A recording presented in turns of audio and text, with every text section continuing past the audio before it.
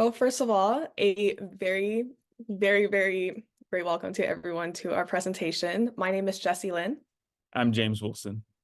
and today we will be very proud to present to you our project U for Hope.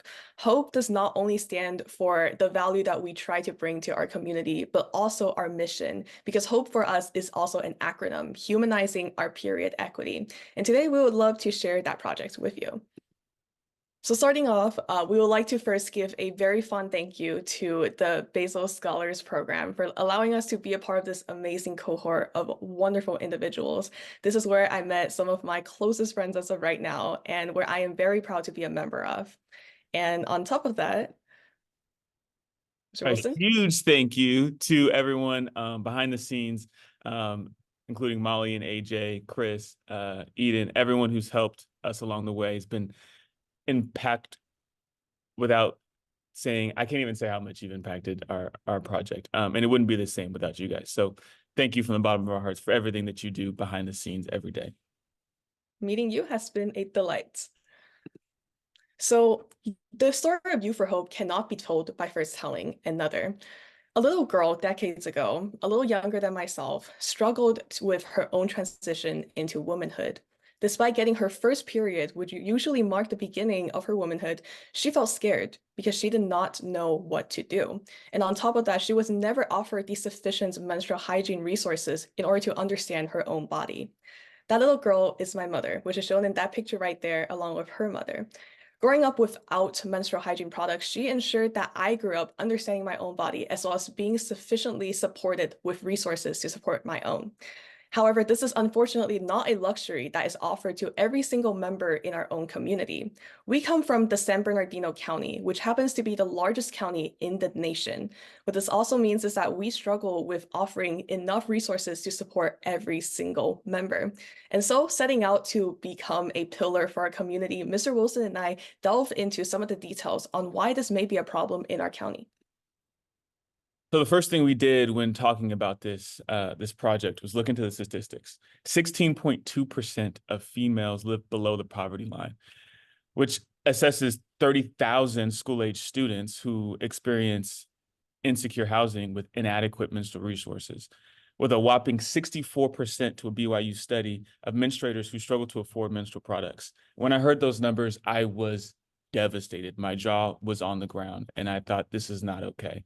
So naturally, Jessie, with a group of her youthful friends, sprung into action to create this service. So our youth leaders addressed this need head on. After fundraising from some of our very generous local donors, as well as receiving support from the amazing BSP program, we were able to purchase enough menstrual hygiene products to help support a lot of our local partnering homeless and domestic violence shelters. So here shown in the pictures are some of what we have done in our packaging events, where over 30 to 50 volunteers have actually shown up on and off to help us out with packaging into 3 different distinct packages with pads as well as tampons, tailoring to each client's need. We have communicated with the shelters beforehand to ensure that we are providing them with exactly what their clients have asked for. And in the end, our numbers were actually very incredible. And we are very too happy to report that our results have brought a lot of support to the community members who may have not have had it otherwise.